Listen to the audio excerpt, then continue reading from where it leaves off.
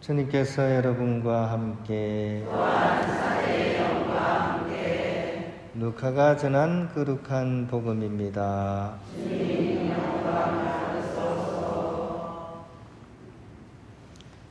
그때 예수님께서 베드로와 요한과 야고보를 데리고 기도하시러 산에 오르셨다. 예수님께서 기도하시는데 그 얼굴 모습이 달라지고 의복은 하얗게 번쩍였다. 그리고 두 사람이 예수님과 이야기를 나누고 있었다. 그들은 모세와 엘리야였다. 영광에 쌓여 나타난 그들은 예수님께서 예루살렘에서 이루실 일, 곧 세상을 떠나실 일을 말하고 있었다. 베드로와 그 동료들은 잠에 빠졌다가 깨어나 예수님의 영광을 보고 그분과 함께 서 있는 두 사람도 보았다. 그 두 사람이 예수님에게서 떠나려고 할 때 베드로가 예수님께 말하였다. 스승님, 저희가 여기에서 지내면 좋겠습니다. 저희가 초막셋을 지어 하나는 스승님께, 하나는 모세께, 또 하나는 엘리야께 드리겠습니다. 베드로는 자기가 무슨 말을 하는지도 몰랐다. 베드로가 이렇게 말하는데 구름이 일더니 그들을 덮었다. 그들이 구름 속으로 들어가자 제자들은 그만 겁이 났다. 이어 구름 속에서 이는 내가 선택한 아들이니 너희는 그의 말을 들으라 하는 소리가 났다. 이러한 소리가 울린 뒤에는 예수님만 보였다. 제자들은 침묵을 지켜 자기들이 본 것을 그때에는 아무에게도 알리지 않았다.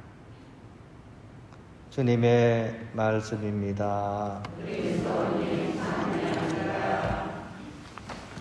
평화를 빕니다.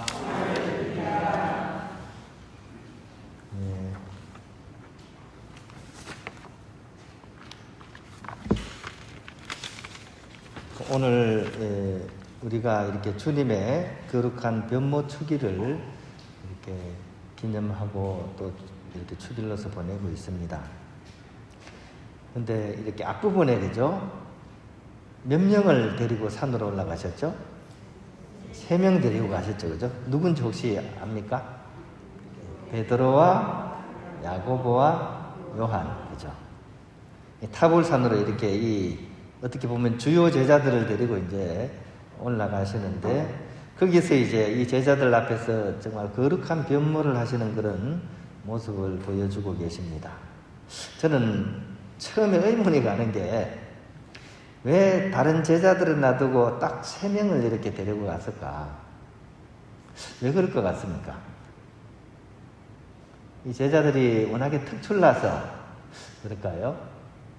산에 공간이 좀 좁아가지고 그럴까요? 아니면 제자들을 차별한 걸까요?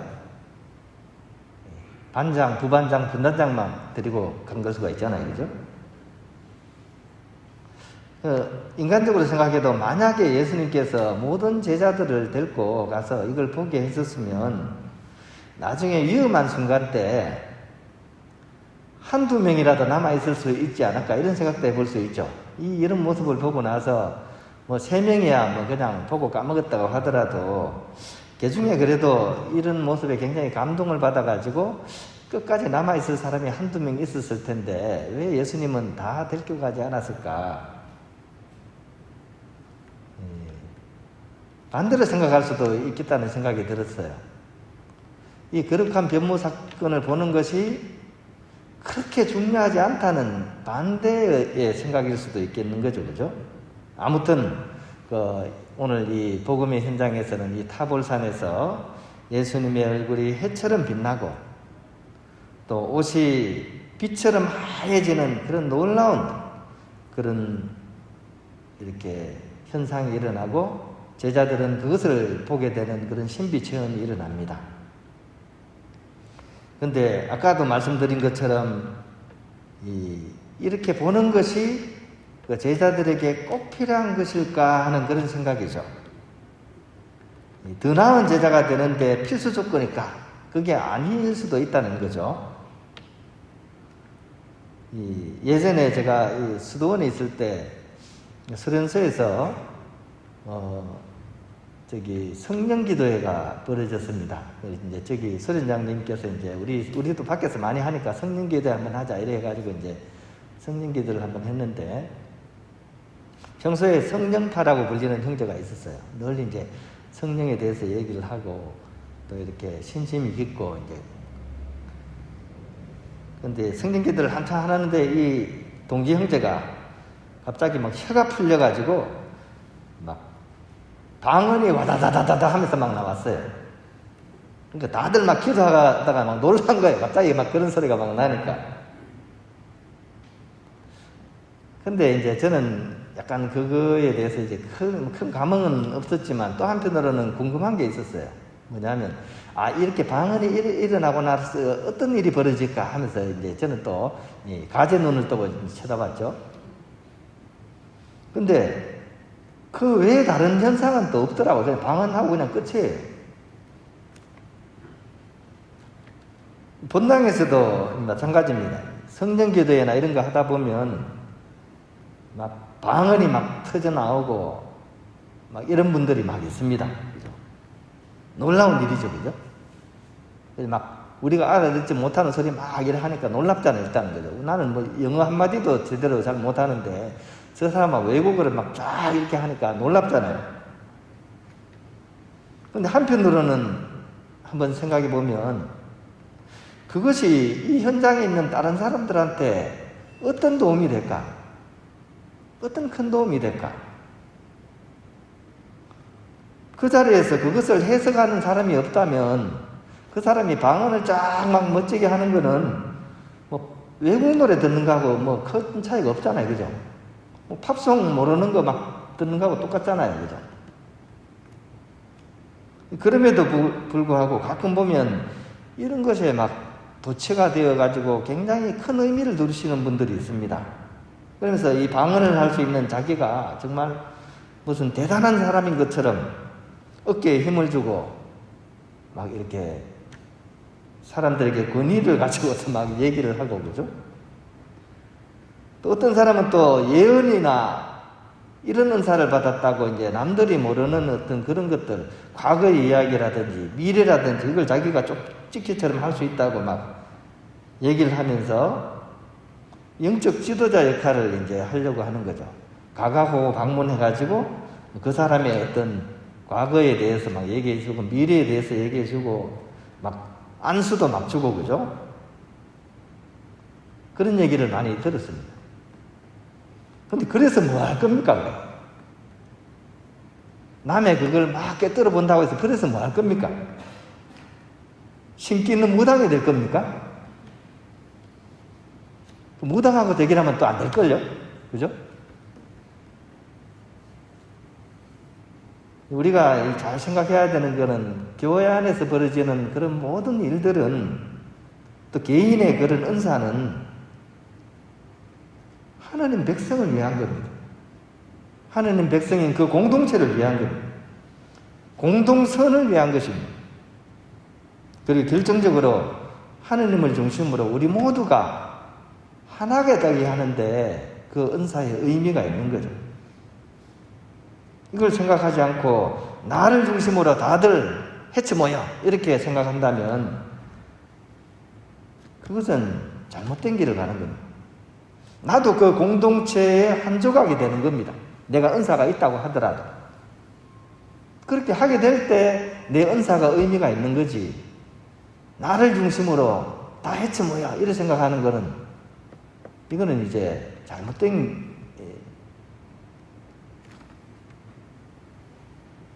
남다른 은사가 있다면서 마음 아픈 사람 다독거려주고 또 속 시원히 그 얘기를 들어주기보다 자기 자랑에만 안주한다면 그게 어떻게 성령의 활동이겠습니까?